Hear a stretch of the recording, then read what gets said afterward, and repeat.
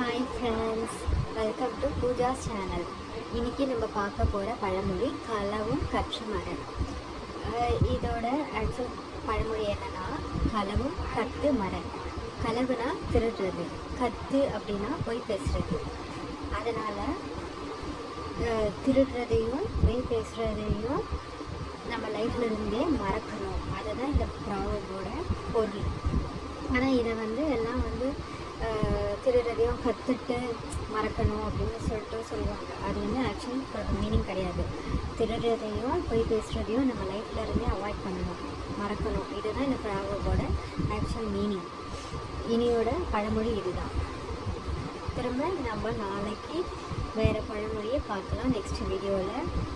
சேனலுக்கு உங்களோட ஆதரவு வேணும் ஃப்ரெண்ட்ஸ்.